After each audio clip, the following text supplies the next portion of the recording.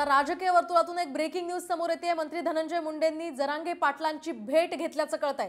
मध्यरात्री अंतरवाली सराटीमध्ये जाऊन जरांगेंची त्यांनी भेट घेतली, तर मनोज जरांगे आणि धनंजय मुंडे यांच्यामध्ये प्रदीर्घ चर्चा झाल्याची सुद्धा माहिती मिळते। साधारणतः 2:28 ते 3:30 म्हणजे 3:30 वाजेपर्यंत साधारणतः 1 तास यांच्यामध्ये चर्चा झाली आहे।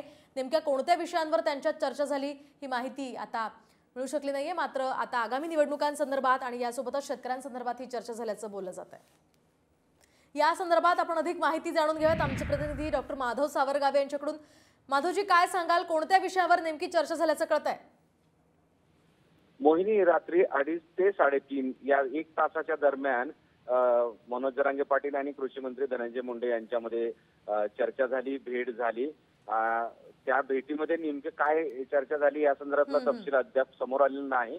पण एक गोष्ट आहे की आज परळीमध्ये मनोज जरांगे पाटील यांची घोंगडी बैठक आहे आणि या बैठकीला परळी, अंबाजोगाई, माजलगाव या परिसरातील मोठ्या संख्येने मराठा बांधव येतील।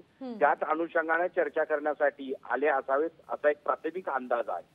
पण सरपंच त्या ठिकाणी होते, त्यांच्याशी मी बोललो। त्यांचं असं म्हणणं आहे की तपशील नेमकं दोघांमध्ये काय होतं हे माहित नाही, पण एकूण मराठा आरक्षण, मराठवाड्यातल्या मराठा समाजाला न्यायिक भूमिका घेण्याबद्दलच्या विषयांवर चर्चा झाली असावी असा एक अंदाज आहे। याचा तपशील 10 वाजता मनोज जरांगे पाटील हे स्वतः माध्यमांना देणार आहेत।